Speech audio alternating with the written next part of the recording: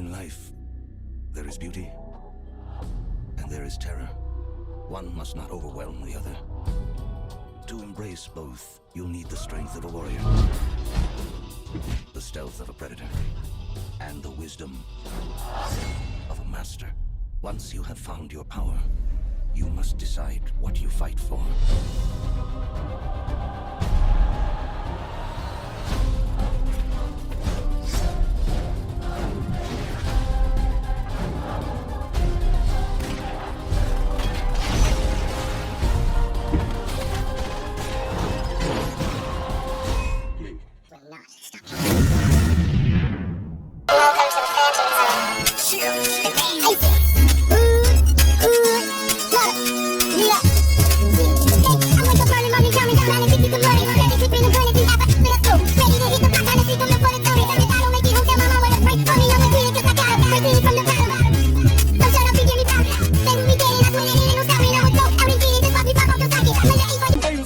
Hello, this is Smallville Chronicles. We are doing our in-between season movie / pilot special. We watched Street Fighter: The Legend of Chun-Li. Joining me as always is the illustrious Alan Muir. Hello. And this time around we have a Menage a John with John Seiler. We just inherited a big problem. Oh god. And John Scott. You know, I would repeat Chris Klein saying, I love this job. After watching this movie, I don't feel that way. I do want to say, for the first thing, because of like the podcast shows that we do, there's so many CW people involved in this thing that it's gross. And I think the main thing we'll all say is, how did anybody get a job after this movie? I think, well, and also it's on point with the podcast, right? Yeah. So I guess a quick plot crunch. This is what I thought the plot of the movie is.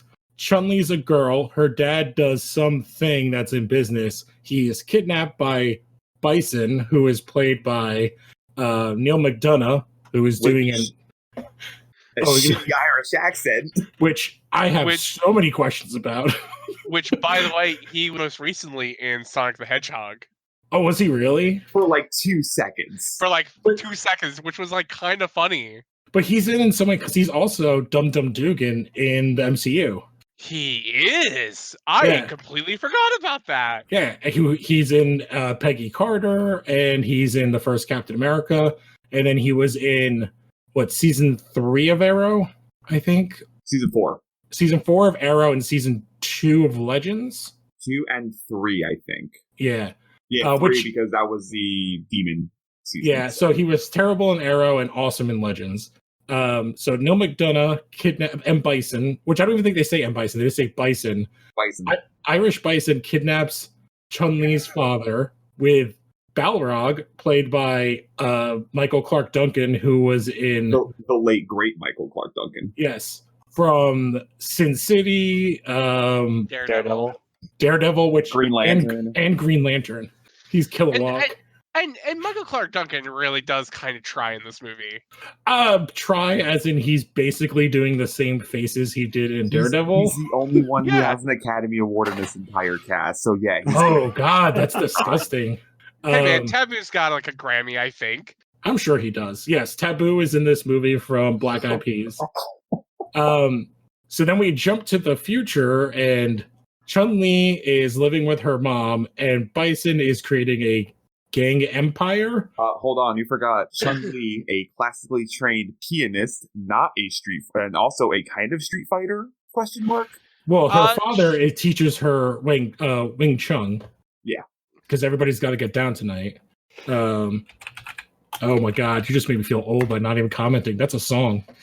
No, I get it's a song. I get it. I just don't have anything to respond to that.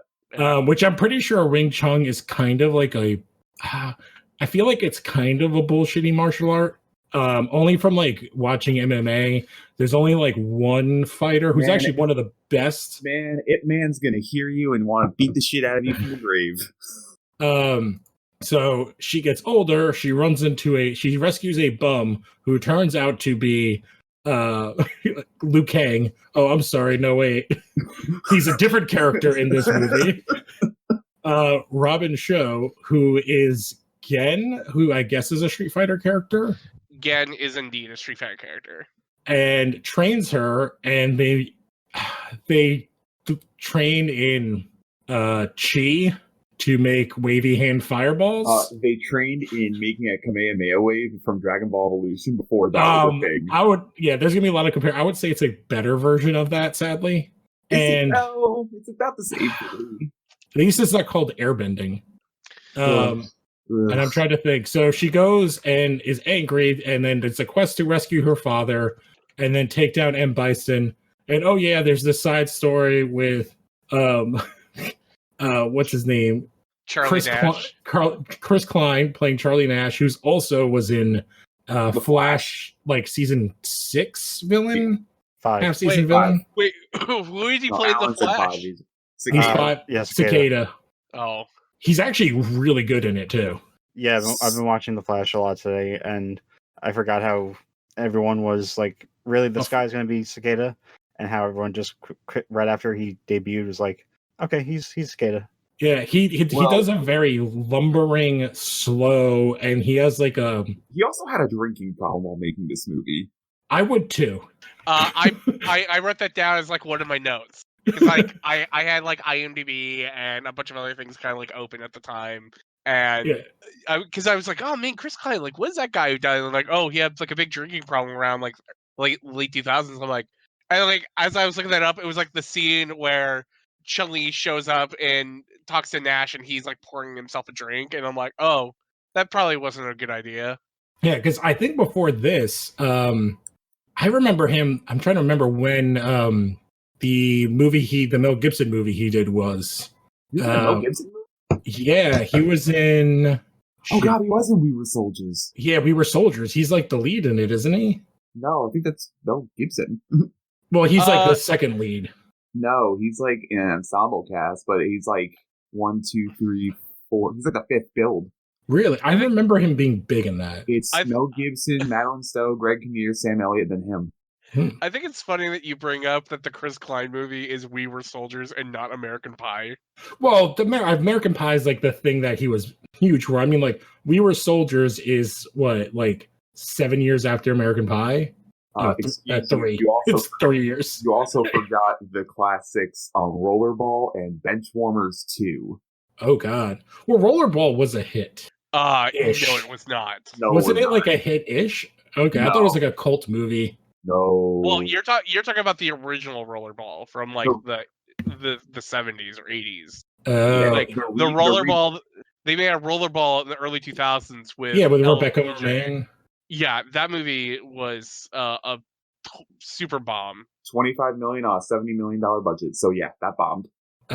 So yeah, I'm trying to look. He really did nothing. I guess Rollerball was like the end. They did Rollerball, We Were Soldiers, and then I don't know any of these other things. I love how we're trying our damnedest to avoid talking about this fucking movie. And so basically the end of the movie is that we get to a thing where there's a ship that has a thing that Bison wants, and oh my god, that thing is a girl, and it's his daughter, which the backstory of that is a whole other thing. And then yes. And then they save the day, I guess. Well, the daughter doesn't really seem happy. Because you also forgot that like the big plan for Bison was basically also the same plan that Luthor had in Superman Returns, where he's like, it's land development. Like, I guess is it? It's to buy up. But he already did. But he already did that. Like he accomplishes that goal, like halfway into the movie. Well, and that's the thing is like he's going to tear down all those areas, and that's why like the people are so behind Chun-Li because she fights for the people. Yeah, because basically Bison is for gentrification. Yeah, in Thailand, which so I would say what is the first part we should start? Because the beginning of the movie is young childhood. Chun-Li's learning weight. Before we start on anything on the movie, I just want to point something out. Capcom had their own logo in front of this. They had like their name behind this. I'm like, so the Street Fighter logo for this movie is the Street Fighter 4 logo. I know, and that's because I think Maya was from Street Fighter 4. Yes, but she has a different name in Street Fighter 4. Yeah, it's like it's Crimson Viper. But anyway, I'm just thinking to myself. So Resident Evil, not okay. This was okay. Yeah, this technically, I guess it says on the wiki, this is a non-canon spin-off tie-in to Street Fighter 4. This was a mistake of a tie-in. I'm telling you that right now. Well, and it's funny because like a lot of the stuff that's like in this movie is kind of pseudo Street Fighter lore, like that Gen did train Chun-Li, that Bison did kill Chun-Li's father, that happened in the first. So the other thing I say is the first film is 1994, so this is what 20, almost no, like 17 years later. I can't do math. Yeah, 15 years later. I'm talking about in the games. Yes. Like Rose having like, because like Bison's daughter Rose is a fighter in Street Fighter. Yes, but she's not his daughter in the game. But like there is like some kind of connection between Rose and Bison in that like Bison has like the psycho power and Rose has like the soul. I forget essentially what it's called. It's like the soul gem. It's like the soul spirit, soul power, and soul power is like the exact opposite of psycho power. And so it's like they got like, it's like funny because it's like they got like little things, but it's just like it's like window dressing. Well, or, like, I would say another movie that they had written that they like threw everything else into it. This movie is almost the exact opposite of the first movie in every way it could possibly be. Yeah. Like, I would say like my biggest problem, and as we go through, is like this movie is so not funny and so earnest in its attempt that it's bad. Like that's the worst part. Like the other movie knows that it's goofy and trash, so it's good. Like that part is fun. Like, oh, you can be like having fun with it. Like it's insane.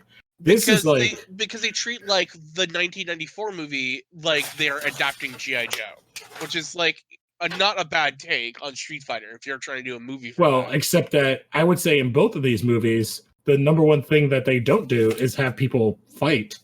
I think there's one real one-on-one street fight in this movie. There is only one street fight in this whole movie.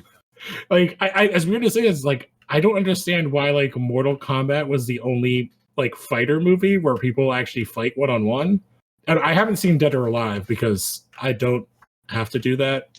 Dead or Alive is like a way better movie, and I'm not even like trying to like be funny here. Like, I actually think like Dead or Alive in the grand scope of like. And isn't Robin Shaw in that too? Yes. Yes, but he's like a super. he has the trifecta. He has a super big part in that movie. Like, it doesn't matter. But like Dead or Alive as an adaptation works just as well as an adaptation of the game as it does a movie, because it's like it kind of understands like kind of how dumb it is, and it's not trying to be, because like I feel like Legend of Chun-Li is also just like, this is what like mid to late 2000s was. It was like, we're gonna strip out like all the fun, all of like the magic, all of like kind of like the fantastical shit, and we're gonna make it like very like grounded. But they don't. There is a ton of magical, fantastical shit, which is weird. Which doesn't make sense, because like, why is this movie so grimdark? And then like at the very end, Chun-Li's like, "Here's a Kikoho," you know. Here's a Kikoho. But she also jumps off of buildings and lands. Kiko is like what that movie is called, by the way. I'm not trying to be like a jackass. Oh wait, it's that. I thought you were referencing like Tien's move. That's the Kikoho, and then the Kikoho. And Kiko Show is her like big super. Her Kamehameha. Yeah. So let's see. The first scene of this movie is the little kid Chun-Li scene where her dad gets taken. Nothing really crazy here except for like it's an obvious like young Chinese girl growing up to be like the girl from Smallville, which she is mixed. She is half Chinese. So, but that first girl is like way more Chinese. But then there's a second girl who looks less Chinese. But then like a little bit later we get, you know, the origin of Bison as being like, oh my god, that's a baby is left behind. It's obviously a very Chinese baby. Okay, so yeah, so I guess we can go through like, I feel like we could actually just go through each character. Bison's origin makes no goddamn sense whatsoever. So his parents were Irish, not immigrants, they were Irish missionaries. Missionaries, yes, Alan. They're missionaries, but they die, and then he's in an orphanage, obviously Asian baby. Not even like, and we're talking like infant. Yeah, an infant in Thailand, I believe, right? In Bangkok. Yes. And grows up and still has a very like Lucky Charms Irish accent. How? And speaks every language, I guess, too. But you forgot to also bring up that he was very sickly and was left to die, but then didn't die. Yes. And that's why and him and Robin Show grew up together as like the bad boys on the street.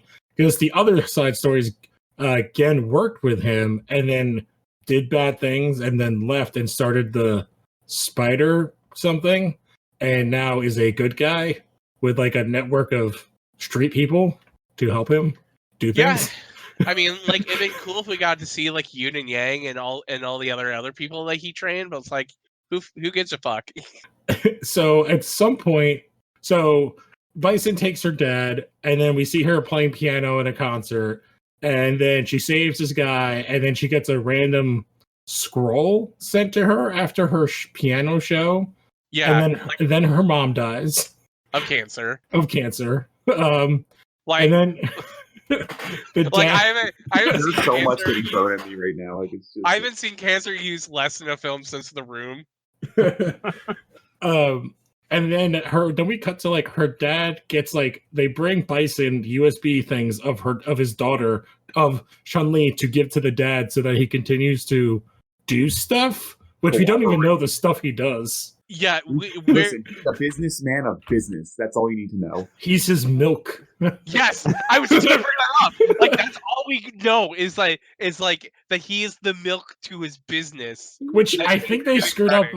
I think they meant to say like he's his cash cow, but they just changed that to milk. No, they meant milk. They meant milk. So that happens. Some Irish milk. I don't know. Yeah. The mom dies. Then Chun-Li goes to get this magic scroll she got read, and then runs into Guy again, which they hang on his spider tattoo for a long ass time. She goes and talks because they're like, hey, you should remember this. And the fact that the same people who were beating him up earlier are beating him up again. Yeah. Which also, like, there's so many, like, the other thing is, like, the first, like, 20 minutes of this movie, like, is half spoken in Chinese, which was very weird. Especially, I guess they're supposed to start in China and then go to Thailand, but those are like different places that speak different languages. There's so much padding in this movie of just like B-roll of Chun-Li like when she's like trying to find out like who Gen is, or find these find the origin of like the Spider Clan, whatever. Oh, when she's like giving up everything and she's living on the streets. Yeah, there's just like it just goes on and on. It goes on. And well, this one scene that we get to after she sees Gen, we don't know, spider tattoo, and then knocks her into the shop, and she's like, "Oh." It's like, "Oh, you have a thing for me." It's like, "How did you know? Here's this. Oh, this is the whole backstory of this guy," which we already went over. And then here's another scroll. And then he, like, "How do I find him?" "He'll find you. You just have to, like, give up all your worldly possessions and, I don't know, live on the street and go to Bangkok." So she gets rid of all of her servants in this giant house she has. She doesn't get rid of all the servants. She, like, leaves, and then she's like, "We'll miss you." And she's like, "Oh, no, I'm coming back."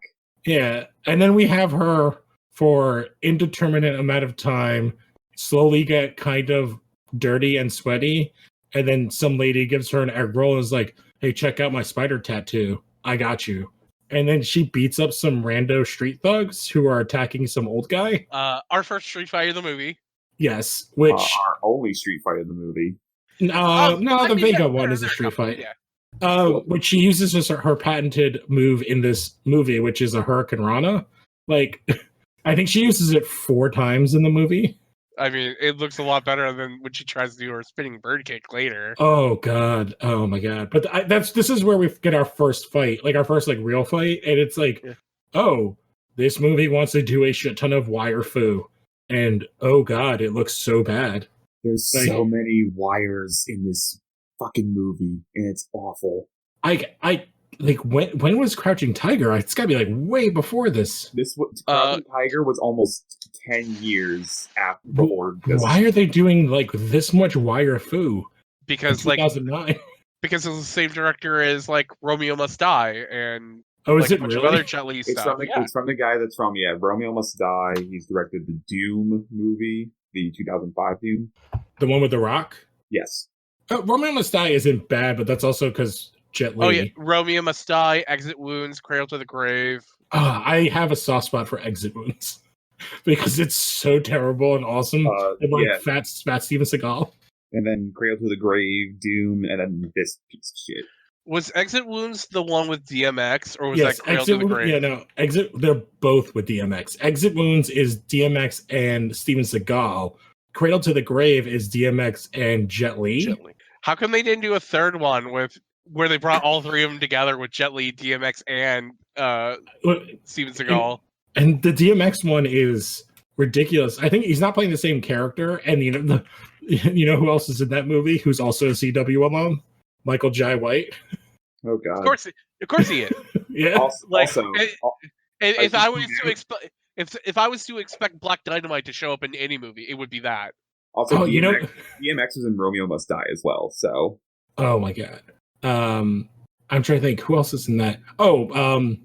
Anthony Anderson is in that in like a kind of bit part too. He's DMX's like entourage guy, and what's her name? Eva Mendes is in that.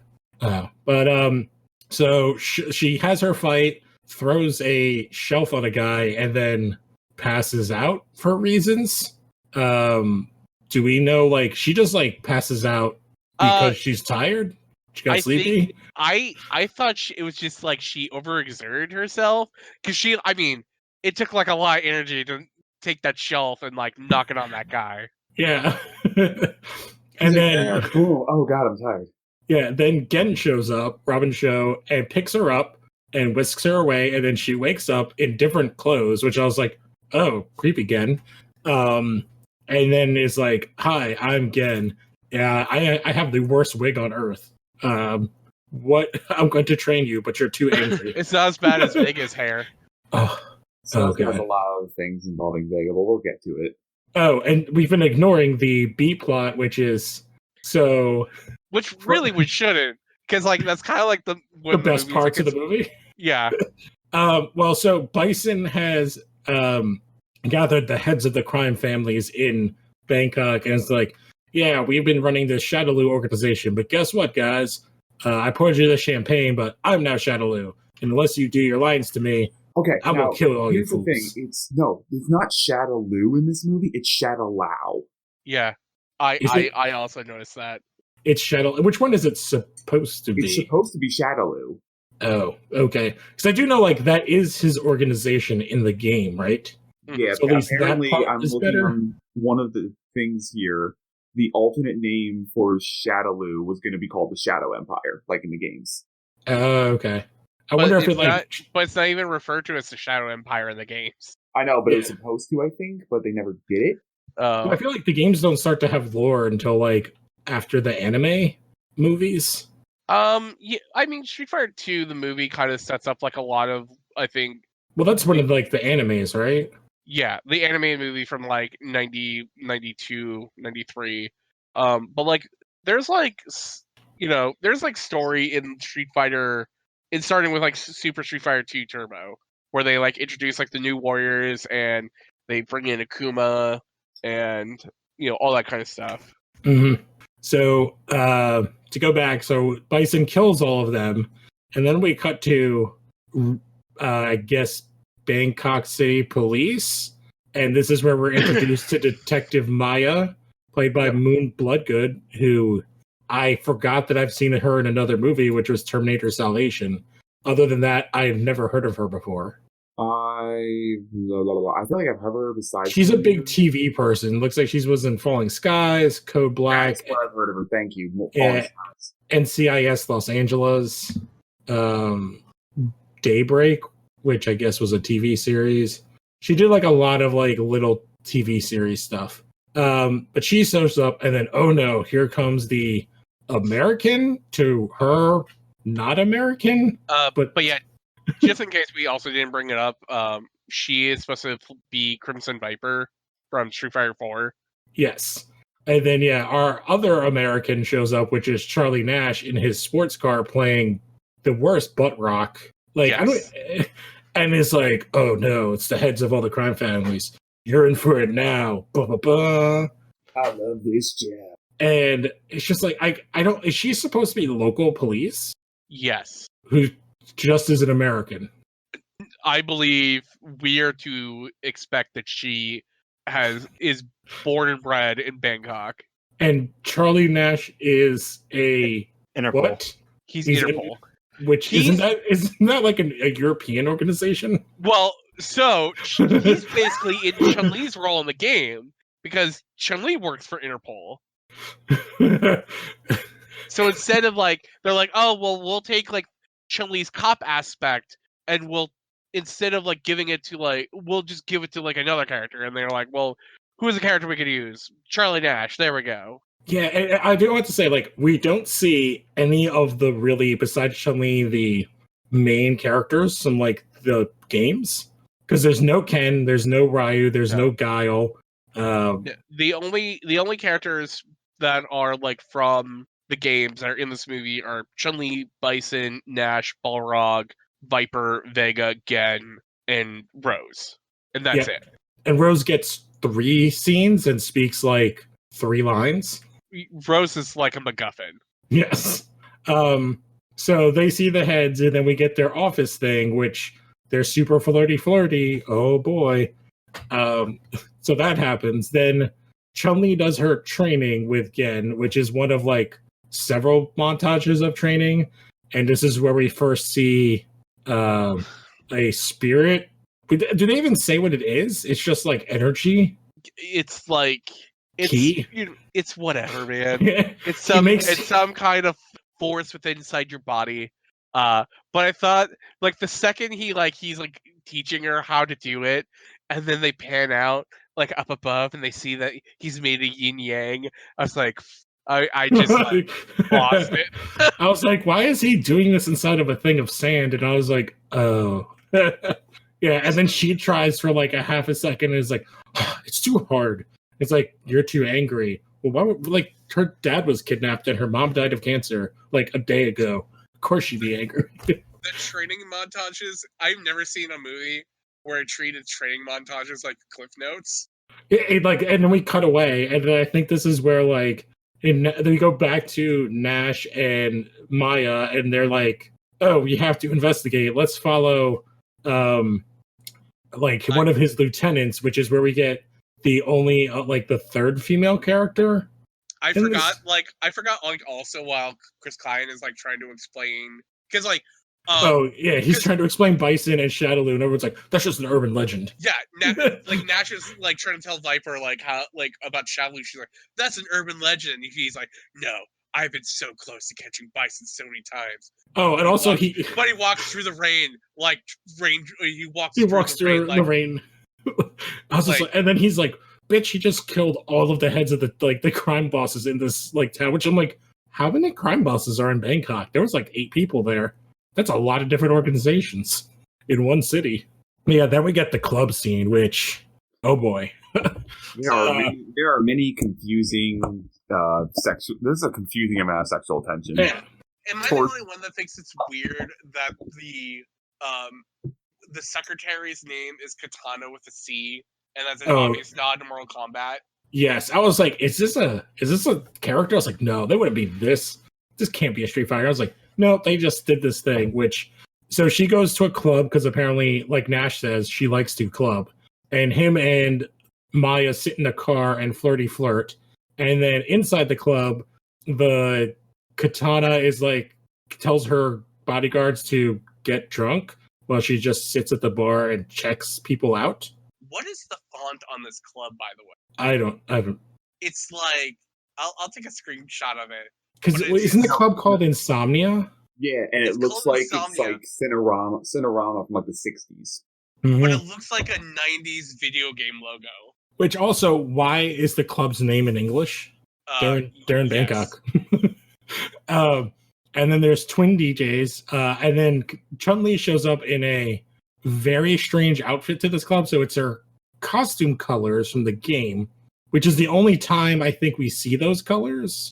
No, I think she wears like a sweatsuit at some other point too. She does. But it's like very flowy and covering her up.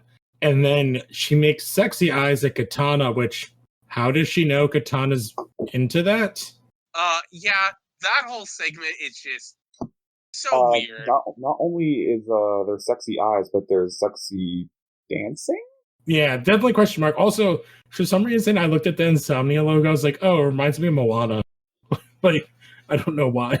I think it's like that weird O. Yeah, and then she's like, oh, and then she like snubs her and walks away and goes to the bathroom, which Katana follows but locks the door. And I guess she's assuming they're gonna bang in the bathroom, but Chun-Li's hiding in a stall, which the stalls are made of glass because she checks and then kicks out of one of the stalls. She kicked that stall and it shattered into glass. It threw me for such a loop because I was like, because the first one is just like the first one's like a normal stall, and then she kicks the second one and she explodes out, and then they have this like bathroom fight, and then the bodyguards come. They're like, oh, she's just having sexy time with the lady. We got to like make other ladies move along, and then they're like smashing the shit out of each other. They're beating the crap out of each other, and Chun-Li smashes her head into the sink, which shatters. So no, she should not even in the sink. The bodyguard like grabs the faucet, and then Chun-Li keeps pulling, and then Chun-Li pulls her and the faucet right out of the sink. Oh my god! And then she puts her arm through a hole in some design in the bathroom, and Chun-Li uses it to like put her in an arm lock. Not to like give away stuff that happens later in this movie, but I feel like this fight was more competitive than the fight later. Oh, okay. So I guess this is our first actual one-on-one street fight in a bathroom. Yes, between a game character and a non-game character. A game character and a secretary. Yeah, who's a goof, quote unquote, maybe to another game's character. Yeah. So then that happens, and the Chun-Li finds out that there's a boat on this dock, and he wants a thing. It's called Rose, or White Rose. The White Rose. We gotta. Hey, remember that, fellas. Yeah. So then she goes back, and is this when Gen gives us our backstory to Bison? Well, no. So first off, she gets out of the bathroom, and then she fights on the stripper pole against. Oh yeah, I forgot about that. And she whips the guy's gun and shoots him in the chest and kills him. Which I was like, wait, isn't this when she gets surrounded too, and she does her like upside down kick, and then her necklace is spinning? Yeah, the spinning bird kick trademark. Oh god. Yeah, and then so bad.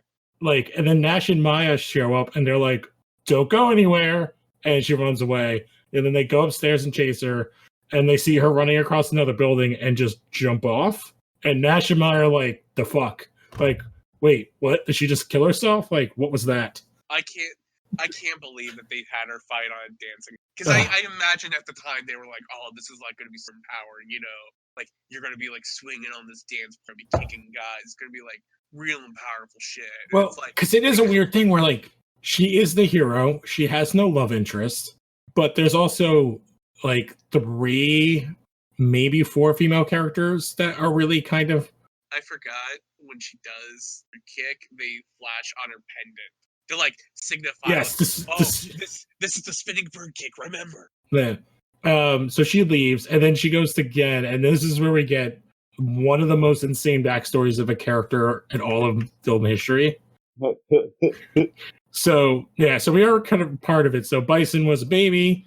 So then he starts robbing people, which they show a different actor in his 20s take a basket of fish from people and then run away. Because he's a bad guy. But he gets married and then his wife is pregnant and brings her to Magical Cave of Darkness. Do you think the wife was in on this, by the way? I think that's what's implied. Because she seems like, cool, I just lay here. Oh, and then you're just gonna... So he brings this very pregnant wife. He lays her on stones, on a rock, and then kind of centrally lifts up her shirt, but only to expose the belly. And then Gen is like, and then he had to transfer all of his goodness. And he like puts his hands together like a prayer and jams them into her stomach and pulls out the baby and the fetus, I guess, or baby, I don't even know, and then transfers all of his goodness into the baby, and his eyes turn darker. But when we see him for the rest of the movie, they're like the brightest blue eyes of all time. Yeah, he put Jiminy Cricket inside of that girl's soul. Which this is where like this movie's like super grounded, and then there's like, oh, there's straight up magic in this world. We have I can summon magic ball, like energy balls. Chun-Li can jump off of buildings. He can rip out a baby and put his goodness in her. But then we also have a pair of cops like trying to fight like a drug lord. So yeah, we get the origin story. Then then we cut to Bison or Balrog's like, man, Katana was tougher than I thought. And Bison was like, yeah. And then it pulls back and she's dead hanging. Bison beat her to death. Yeah, that was kind of. I love how like Balrog's kind of beating on the punching bag, and it's like, hey, I'm beating on a punching bag too. Oh, that's the wrong one. Yeah, which I do remember. Like, I think I read that like this is where there's like a goof where you could see something. It's like when she's hanging, you can see like the thing that's like kind of holding her up. I can't remember. Yeah, you can see her harness like in one of the cuts. Ooh. Which it definitely was like, oh, like I was like, oh, this is like really weird. I was like, oh, yeah, it doesn't look like she's really hanging. So that happens. So then they're like, oh, do we change anything? And I believe this is when he's like, no, get me Vega. Yeah. And then Vega. Like, yeah, do we change anything? He's like, unfortunately, we have to get me Vega. Yeah. And then, by the way, also at this point, remember that baby? What happened to that baby? Yeah, so that's all. So he just killed his wife, and he just has this baby with his good soul in it. I had assumed that I actually thought they were gonna say, oh, like they weren't gonna show it, but like imply that then he killed that baby. That was my thought process. It's like, oh, if you're that evil, why would you not just kill that baby? Yeah. But no, they didn't make it. But no, you need it for a plan later. That's also like never explained. And I'm trying to think. Oh, I think this is when we go back to Nash, who goes to Maya's gigantic house with a motorcycle inside, and he's like, she has golden handcuffed to her bed, and he's like, whoa, she's a freak. And this is where we get more flirty. Comes out of the shower and then puts on a shirt. Spoiler, they don't sleep with each other. Yeah, which is really, they do a lot to make them flirty, and then they never hook up. There's just infinite amount of double entendre. And so that happens, and they decide to follow Balrog. So then Balrog tricks that, like he goes into his car, it's like, oh, he kind of spots him, so then they kiss. And while they kiss, he then goes into a cab. So they follow the wrong car.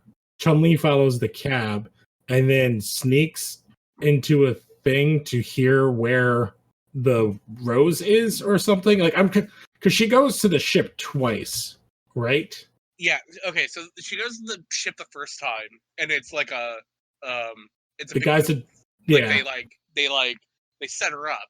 Yeah. So they set her up. Is that when Vega shows up? I'm trying. This is where this movie gets like. Because they redo a thing in the movie. Like she goes to that guy twice. Yeah, so Balrog destroys Gen's house, and Gen's probably dead. Gen's like, oh, here's the hardest thing you have to do in your life. Go get groceries. And then he shoots the house with a rocket launcher. After Gen's supposedly dead. Yeah, she finds his necklace, and she's sad. And then Chun-Li fights Vega. Okay, but we get the introduction of Vega first. So Vega... Yeah. He's like, what do I have to do? And we don't see him. We just see Bison and Balrog talking to him. And they're like, oh, this girl. And they show like a bag of money. And they're like, but they want her alive, I think, right? I don't remember. They want her. Yeah, so... I think they want her alive because they don't kill her later. Yeah. So they want her alive, and he's like, no problem. And then he goes and attacks her. Or we see the mask, which looks like the Jason X mask. Yeah, it's a bad Vega mask. It's silver, and I don't know how to describe it. Like, it looks nothing like his mask, except that it has eye holes. It's like bulky. That's what I mean. It looks like it's so weird. And what's funny is like the 90s one basically had the mask perfect, if I remember correctly. Yep. It like Vega in the movie looks basically as like perfect as I would like want Vega to look. Yeah, which actually in that movie they show him fighting in a cage. Yeah. Oh man, they do. Oh god, that movie's great, you guys. Yeah, I'm looking for a pic. Yeah, Vega looks basically like Vega in it. So he shows up and they scuffle for like 3 minutes, and she does her patented Hurricane Rana and wins. Even that, like I think it's like a minute and a half. She also knocks her mask off, and she's like, Oh, is that why you cover yourself with that, or some crap like that? I was so confused by it. I was like, wait, is she calling him ugly? Or like, I was like, is his face scarred? Did I miss something? I was like, no, he's just taboo. Like, so no, she just... It's like the whole entire idea of him being vanity, like vain, and they even do like the thing where she cuts his face, and they do like all the kind of stuff that you would do with Vega, and where it's like, oh, he's like, oh, you ruined my face, blah blah blah. That's why I wear a mask. But they don't even do it. They expect you to know like who this character is and who he, and like, you know, from the source material, and then they're like, well, you'll put the pieces together. Yeah, it's weird. Oh, here's a good picture. Oh man, the mask, he looks so good in that first movie. It's actually like insulting how terrible he looks in this movie. Right? But yeah, like, Jason X is actually like a really good like descriptor like with that mask. Like, it looks exactly like, it's insane like how shitty the mask looks in this movie. He even has the snake tattoo. He even has like the note on the mask with like the like. Oh, he has the note in the new one, in this one. Ugh, it doesn't even... It's so bad. Yeah. So she beats him in like a minute, and then Spider-Man's him, I guess. Yep. Because she leaves him hanging. And then I guess we don't ever see anything of that. And then I think this is when I'm trying to remember, because Gen is still dead. So she then goes. This is when she goes and follows Balrog, and then finds out other stuff, and she hears them whispering, like, I guess the day when it's gonna happen. She goes to the guy at the yard and basically is like, hey, I want the information for this thing, and then he gives her like fake info, and that's how she gets captured when she tries to go there later that night. Oh yes, that's right, because I forgot that even happened in this movie. Yeah, so Bison and Balrog, they capture her, and then they put a bag over her head, and then we cut to she's tied up in a chair, and there's a rope hanging from the ceiling. But also between this, we find out that that Nash and Viper got too close to the case, and now they're off. Oh yeah, they're off the case. They got connections, and there's like and they got. Oh, because the last time we saw Chun-Li's dad, and Bison's like, oh, everybody has a weakness. And it's like, oh, what are you going to do to them? It's like, I don't want their information. I want their families. So then we see them, and they're signing over, because that was the beginning to the katana thing. They signed over, all the politicians signed over all the stuff for the slums to Bison. And then he has a gigantic miniature of the entire city. And he's like, this whole area is mine, blah, blah, blah. So yeah, Chun-Li's captured, and then Bison comes in with Balrog. And then they have a guy, and they sit him in a chair, and it's like, oh, and then it's her dad. They have a conversation for a second, and then it's like, oh, why did you do this? I want you to have a happy life. And Bison, is it because it's Bison that does it, right? And he's just like, oh, I told you I'd let you see her. Next snap, crack, and he's dead. But he says like milk, like all milk has an expiration date. Crap. Yes. Oh yeah, this is the milk line. And then he's like, has his crony, he leaves, he has the cronies take the dad's body away, and then Balrog's like, all right, you guys kill her, and they're like, should we start with do you want us to cut before or after you're dead? And she says some bullshit, and then does wire work with the thing she's tied up with upside down, and takes them out, and then goes out the door and climbs out the window and gets spotted, but then ends up running away and getting free. And then I think this is where the reveal is that Ken is not dead. Yeah. You've heard? Well, no. So there's like this big, huge chase through this market, and like as like Chun-Li is like running, and the bad guys are knocking more of like these like stands over. More and more people are chasing them, and it all leads to like this big part where Chun-Li is like in this big intersection. Balrog's like in front of her, and as she's about to get shot by Balrog, this boy kicks a soccer ball. Yeah, you're right. And like the people rise up. And she like takes a bullet for this boy. And then the hero, the true hero of the movie, this woman sitting down, like sees what's happening, grabs a durian, and then chucks it at Balrog. Yes, and it's not just Balrog, it's Balrog and like 4 other dudes with guns. And all these people just start throwing garbage at them. It's like, all they'd have to do is like shoot one of them and they'd all run away. But no, they're scared of the people, so they flee. Oh god, it's my worst nemesis, food. Dude, Yeah, man, so- a durian, but like a durian is like a big, hard, spiky fruit. That's dangerous. I'd run away from that. Then Gen is revealed to be alive, and then this is when she just randomly shows up to Nash's house? Oh no, Nash and Maya are like, who the hell's that girl? No one knows who she is. Then Nash is like, then we cut to Nash is at a computer. It's like, this guy must have ghosts, and it's her dad. And it's like, okay.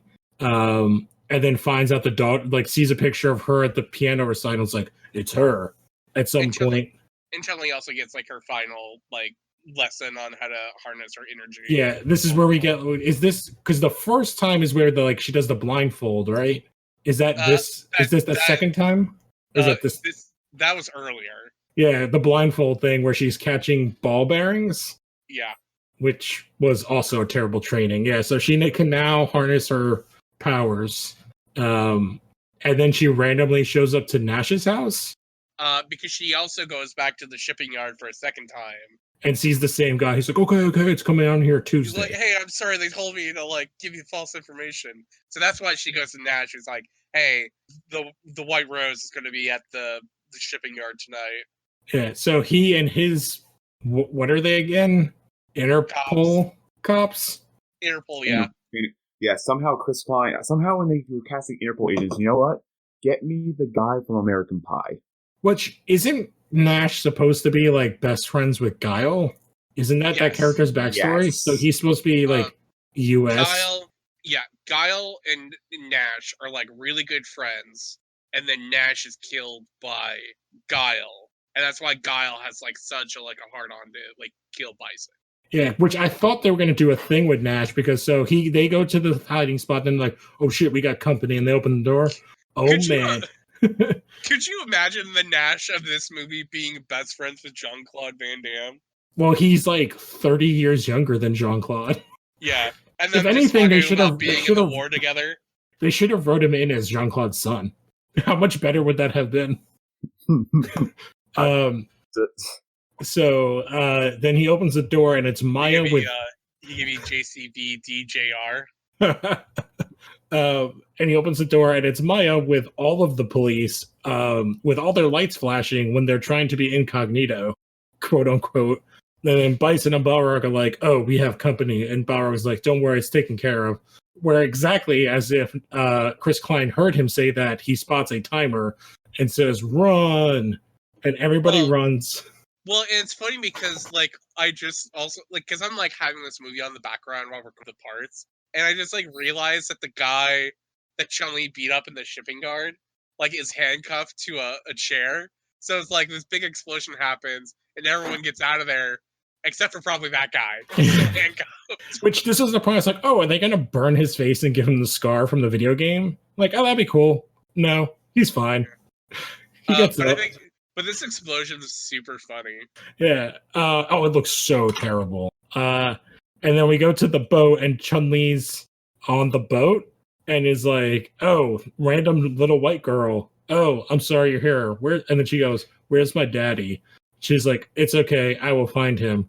Maybe you're definitely not connected. Maybe you're not connected to the. Isn't it weird that his daughter is speaking Russian? Russian? I was gonna say, oh, there's a little white girl. I wonder if she's related to one of the two other white people in this movie. Yeah. So she goes, and then we have. Oh, I guess there's a third street fight, kind of, because we have Gen versus Balrog. Which Balrog's using a gun for most of this fight. Yeah. Which seems very off-brand for Balrog.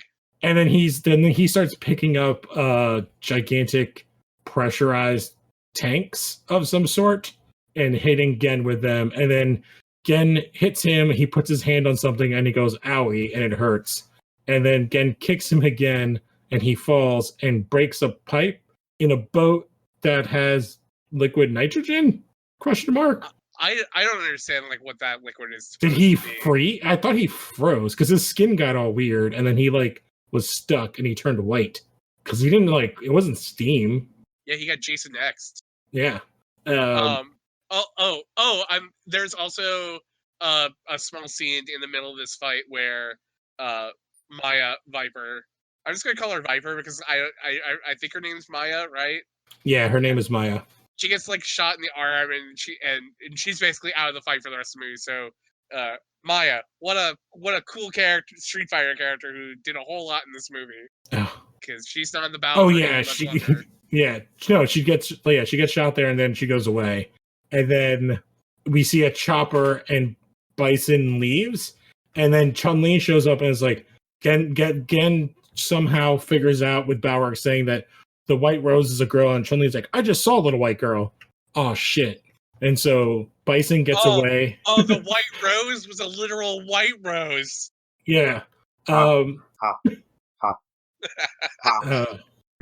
then so Nash is like, no, the chopper is getting away.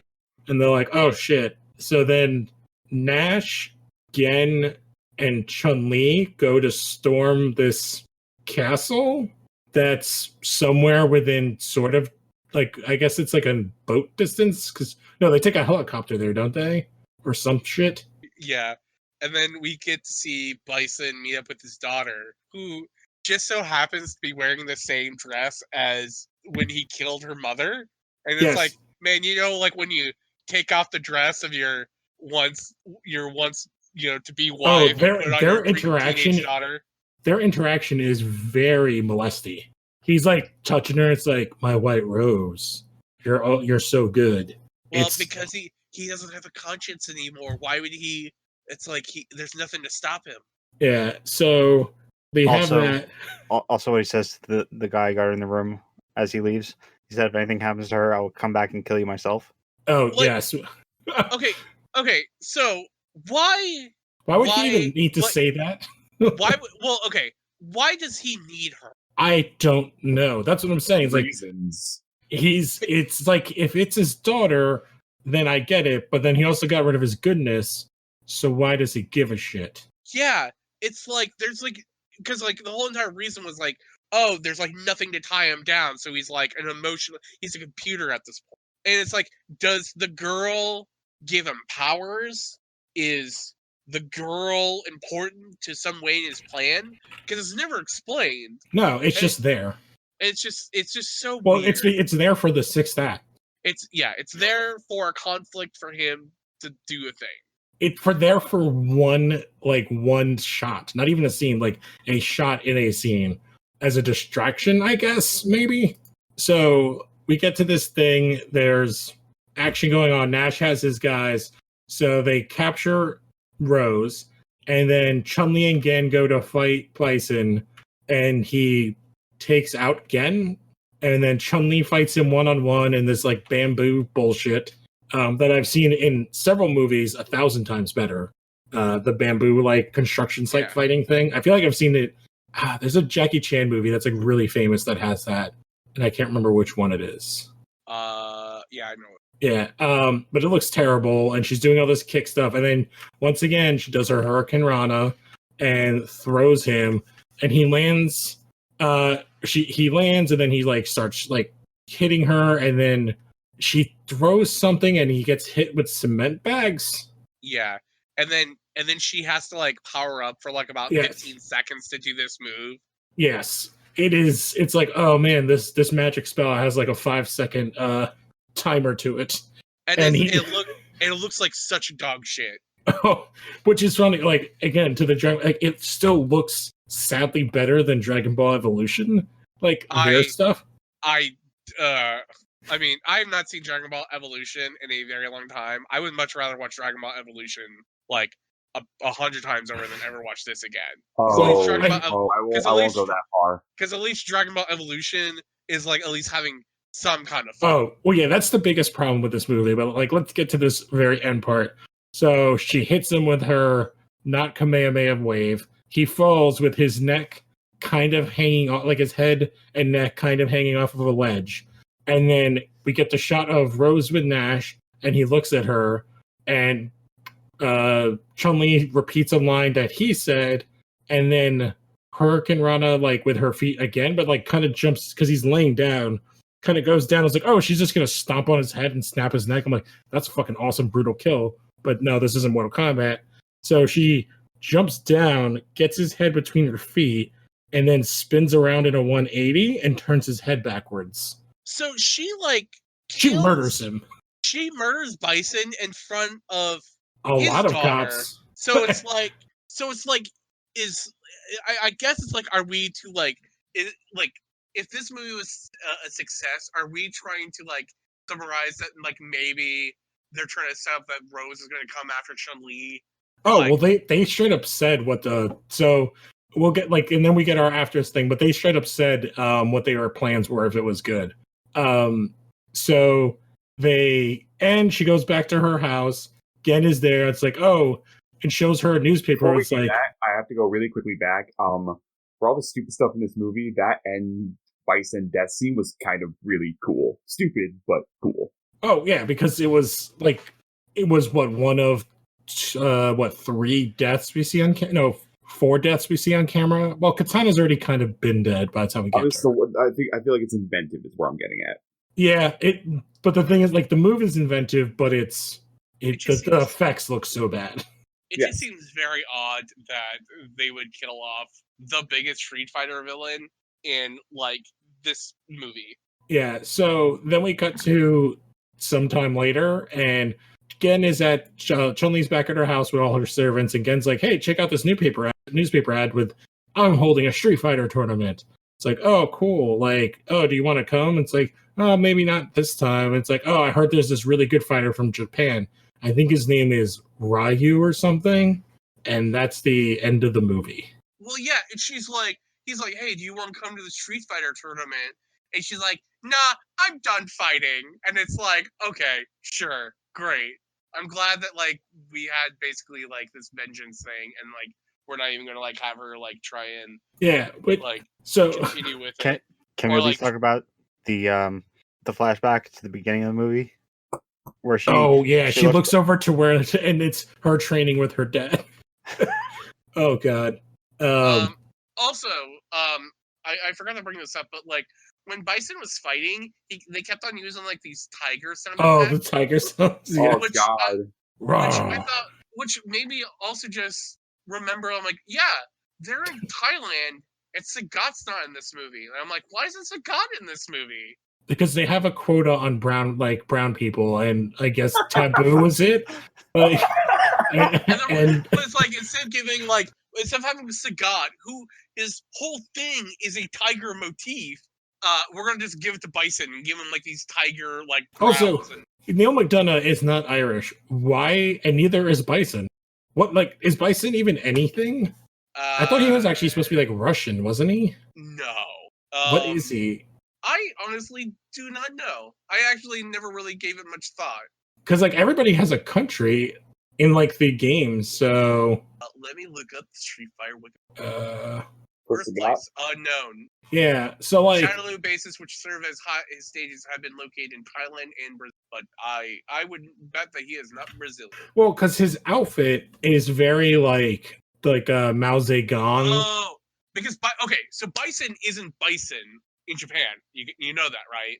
Oh, he's like he has a different name, right? Yeah. So Vega, because that's like when you go to Street Fighter tournaments and you ever hear people say Boxer, Claw, or Dictator.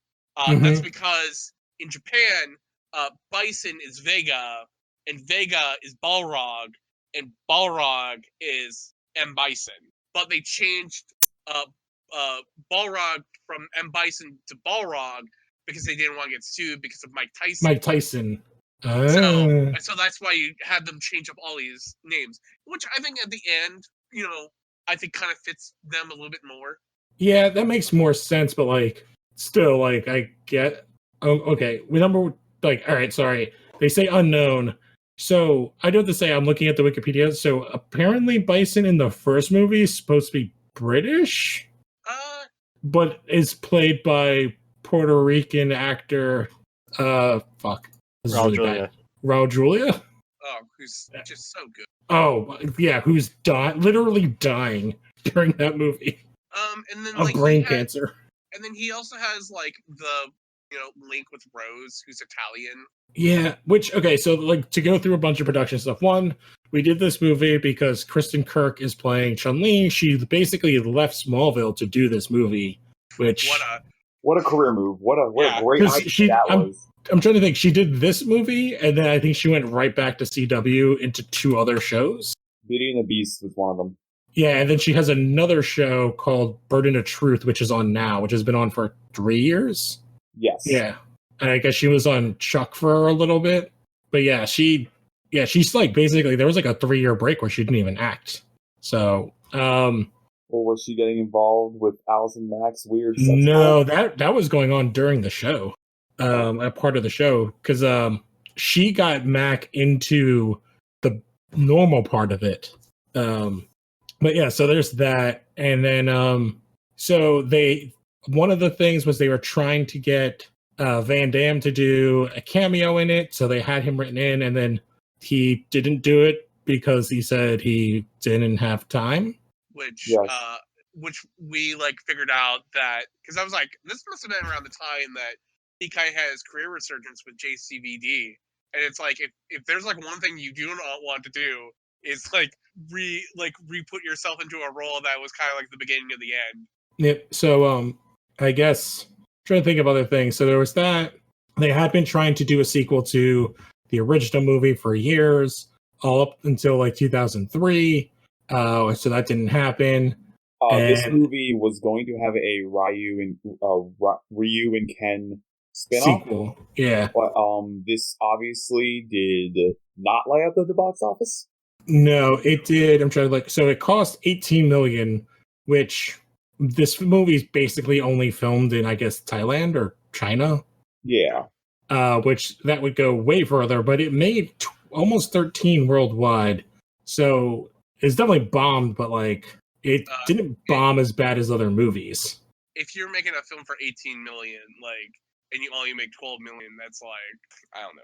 It's like you should at least try in this day and age where I feel like so many movies make at least even around this time of 2009, it's not even breaking 20 million, such a disaster. Or also for a license that's kind of highly regarded as Street Fighter. Yeah, but compared to the movie that came out that. But I mean, it's I remember I only went and saw this in theaters with a friend of mine because we were big Street Fighter fans. This is not a good year for movies. And we were just we're just going to go and have a lot of fun watching this really bad movie because all the previews for that movie. All right, can I just tell you what some of the top movies of this year was? Number 1, Avatar. Yes, the regular one movie of all time with but then the rest of them, it's number 2, Transformers: Revenge of the Fallen. Harry Potter and the Half-Blood Prince. Twilight: New Moon. Number 5 is Up. Good movie. Good movie. 6 is The Hangover. Okay. 7 is the first Star Trek reboot movie. 8 is Blindside. 9 is Alvin and the Chipmunks: The Squeakquel. 10 is the Sherlock Holmes with RDJ. And then this is not a great year for movies. Monsters vs. Aliens. Ice Age: Dawn of the Dinosaurs. X-Men Origins Wolverine. Night at the Museum: The Battle of the Smithsonian. 2012. Okay. I don't mind those last 2. Also this year was G.I. Joe: The Rise of Cobra. Paul Blart: Mall Cop. Watchmen came out this year. Oh, Terminator Salvation came out this year. Oh, wow. There are some other good ones. Inglourious Bastards, District 9, Paranormal Activity. So there's some really good, really high highs and really low. Trying to see if I can find. Oh, Street Fighter's not even. All right. Street Fighter's past 100. No, Street Fighter. Well, I mean, Street Fighter didn't even really get a huge opening. Yeah, so Dragon Ball Evolution made 9 million. This made good. I would rather watch domestically. And I think Street Fighter made 8 domestically. Damn it. 8. So I'm trying to find it on the list. Yeah, Street Fighter made So Dragon Ball Z beat this out by 10 spots ish. Wait, this came out the same year as Dragon Ball? Yes. Yeah. Wow, what a year for 20th Century Fox. Yeah. That's why I remember this was the year when that came out. I'm like, man, this just sucks this year for them, doesn't it? I mean, they had Avatar to make up their losses, but still. Yeah, but I don't think Dragon Ball cost a lot, did it? Yeah, Street Fighter did not cost a lot. Okay, Dragon Ball Evolution. So Dragon Ball made worldwide $58 million. 30 million. Budget of 30 million. So it had like double the budget, and it made almost double its money worldwide. So Dragon Ball Evolution is a hit, kind of. God damn it! No. No, it's not a hit. No, worldwide. I mean, it made doubled its money. Okay, I don't care. It's not a hit. But yeah, like I don't know, Street Fighter. Like this movie's terrible. I think the biggest problem compared to the first movie and Dragon Ball Evolution and both Mortal Kombat is like it's not fun. Like it's like it's angsty. Oh, Al, you put this thing here. Did you want to read this? Because this is interesting. Of course. So the writer of the movie, Justin Marks, who would go on to write the Jungle Book. And he's gonna write Top Gun 2. Yeah. I'm just gonna read an excerpt or a little bit. I grew up with the Street Fighter games, and I don't see them as cheesy or funny, but as serious characters that deserve to be explored in their own right. And this was like months before the film debuted. And something that I did not know about the original movie was that the writer, or it was written by the guy who. Steven D'Souza, yeah. And he sort of compares it, like the two films, like as the '94 film was the '60s Batman show, and Legend of Chun-Li is more of Batman Begins. I sadly can kind of get that, but it's bad. It's a bad thing because this was the year of like the whole like, oh, we gotta make everything like the Dark Knight. Like, no, you fucking don't. I fucking hate this. Like, no, it's like I don't understand like how you could be like someone who's a fan of like these characters in this setting and then make this, because this just seems like so completely devoid of like what makes Street Fighter good.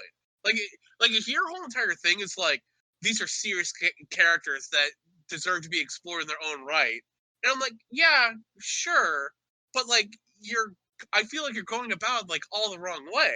Yeah, which is why this guy went to movie jail for a while, but came back swinging with Jungle Book.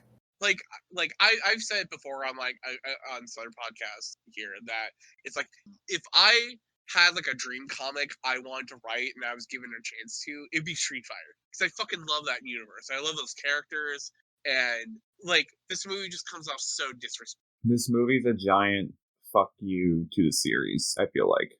Which I think is the crazy part. It's like it's oddly like I'm trying to figure out how to say this.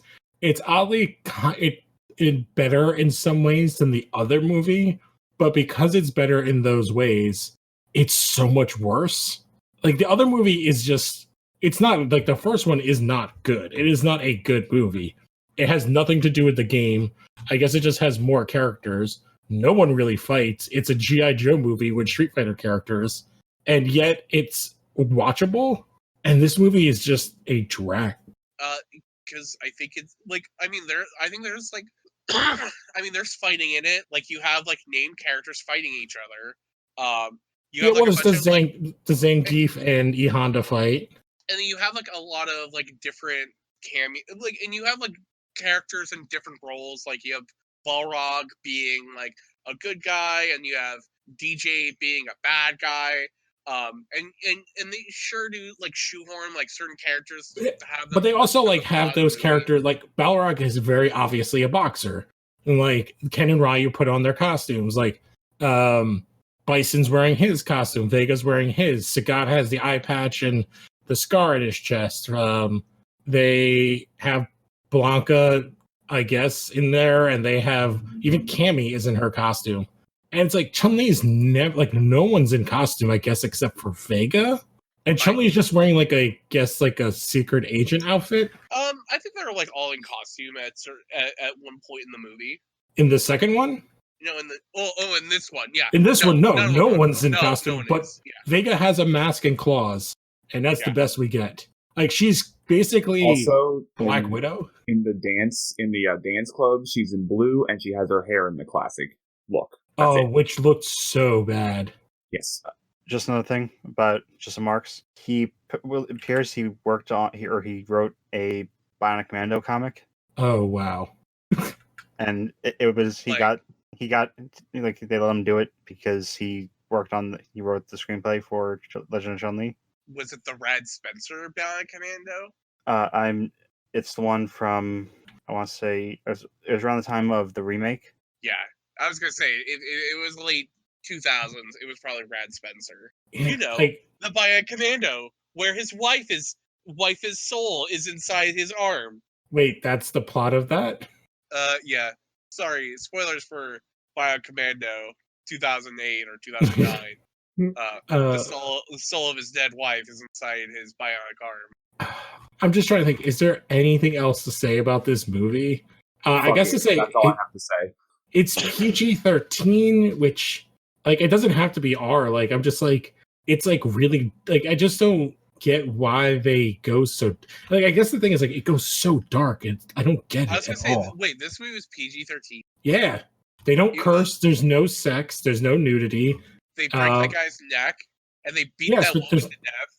But there's no blood. The PG-13 stuff is mostly about blood. Like Bison is covered in blood while beating that lady. He also rips out a fetus. He does. And the blood splatters on him. Yeah, it's rated PG-13 for violence and martial arts action and some sensuality, which I guess is probably the stuff between Chun-Li and Katana. So if you go to Street Fighter Legend Chun-Li on IMDb, I recommend, and it like tells you about a King of Fighters that came out in 2010. Oh yeah, that movie's a piece of shit. Don't ever watch it. Is it worse than the Tekken movie? Yes. But that's not an American movie though. That's a Japanese movie, right? No, it's an American movie. They have the white guy from Never Back Down, the MMA team fighting movie, as Kyo Kusanagi. But I do want to say that we did eventually did get like some kind of cool live action Street Fighter stuff with Street Fighter Assassin's Fist that came out in 2014. It was like a internet mini series that was about like the Mortal Kombat one that was done. Yeah, but this one was centered around Ken and Ryu training under oh my god, their master. I think it was Gotetsu. Goken. Oh, Goken. Which I do have to say, compared to Dragon Ball Evolution, at least people are cast racially correct in this movie. I think, like Chun-Li's Asian, like Balrog's black. Like that's the biggest problem with like Dragon Ball. Well, that's not the biggest. Well, it might be the biggest problem that they made Goku a white guy in Dragon Ball Evolution. It's just insane that these two movies came out at the same time and are both horrendous in like completely different ways. But I guess let's kind of wrap up. I guess anybody want to do final thoughts? Fuck this movie. Fuck it into the sun. Thank you. It's bad. It's like you have like the original Street Fighter movie, and it's bad, but at least it's like a lot of fun in a lot of ways, and this one's just kind of devoid of a lot of that. Al, did you have any final thoughts? Yeah, I want my $5 back. Oh, did you pay for this? Yeah.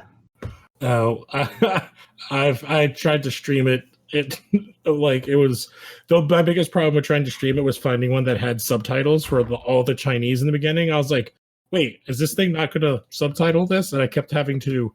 That was probably also why it took me so long to get through the beginning of the movie. Oh man. I went to my library and thankfully they still had their copy. I'm like, cool, before they get rid of this, I'm taking it. They probably will tell you not even to return it. I'm pretty sure I think they'll pay you to keep it. Yeah. Here, I'm returning this. No, please. You sure you don't want to watch it again? You sure? Oh, I did want to mention, we're recording this almost 11 years to the day when it was... well, happy 11th anniversary, you piece of shit. Oh my god. I actually do want to see, when did Dragon Ball Evolution come out? April 3rd, 2009. I remember because I'm going to go see it in the goddamn movie. This came out first. Yes. Oh, I also saw Dragon Ball Evolution in theater. I was angry. I walked out. I'm sorry, April 10th, 2009, but I still walked out angry. Yeah, this is, I think, of all the video game fighting movies, and I would put Dragon Ball in that kind of as well. I guess like Japanese inspired fighting movies, like this is the worst, right?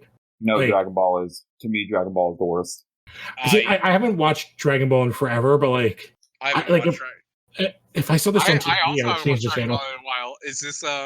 Is this a thing we're playing in now? No. No. Listen, it was hard enough. It was hard enough saying yes to this. Don't make me go through this again. I mean, I would still have to see like Tekken and King of Fighters, but I know that I've never heard anything good about them. But they're not as big. They're not as big budget as like this, the two Mortal Kombats, the other Street Fighter, and Dragon Ball.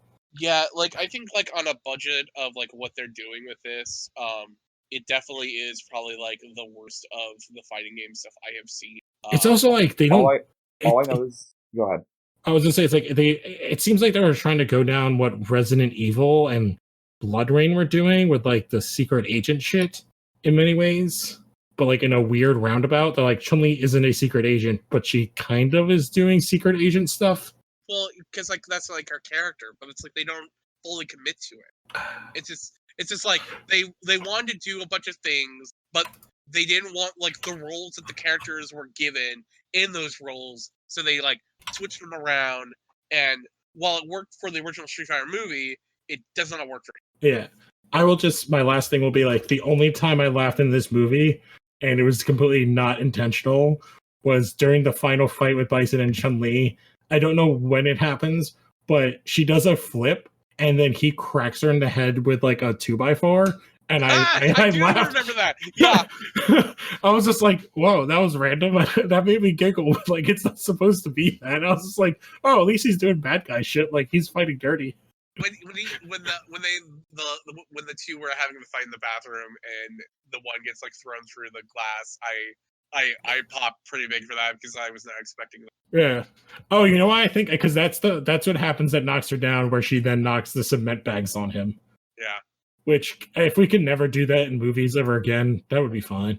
Like she doesn't even like really beat him. Like no, he beats the shit out of her, and then he gets like he fucks himself up.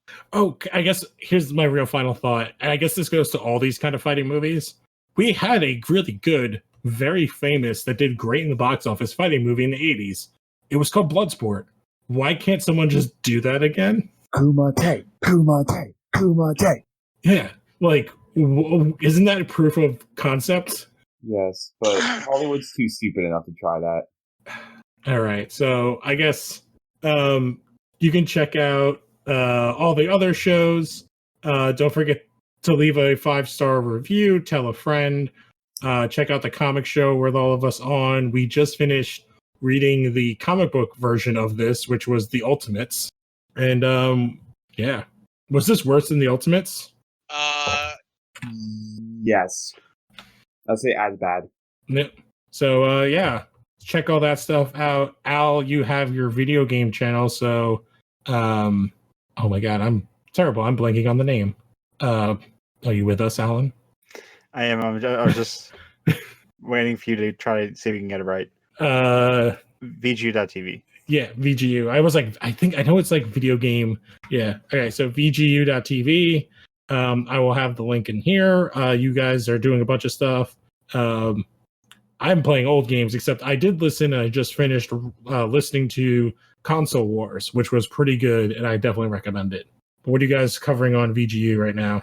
So, myself and Emmett recorded the latest episode of the Players Club podcast, talking about dreams. And we have some other stuff that I'll send to you to put in the show notes. All right. Dreams Journey into Nights? Oh, No. Isn't that the game that was the Sonic successor? No, we were talking about, or we talked about the PS4 game Dreams, where you Dreams, yeah. Project Dreams, okay. Yeah. No, the one Siler's talking about is the game that the Sonic team made after Sonic 2. Oh, nice. For the Saturn. Yeah. Nights into Dreams, I think. Yeah. They covered it on How Did This Get Played, which is like a video game podcast about bad and weird video games. Which is fun, so check that out too. Yeah, so check out all that stuff. Don't forget to rate, review, tell a friend, and we will catch you guys next time. Bye. Bye. Quick, change the channel. I swear that till I perish, I keep it the panic, bro.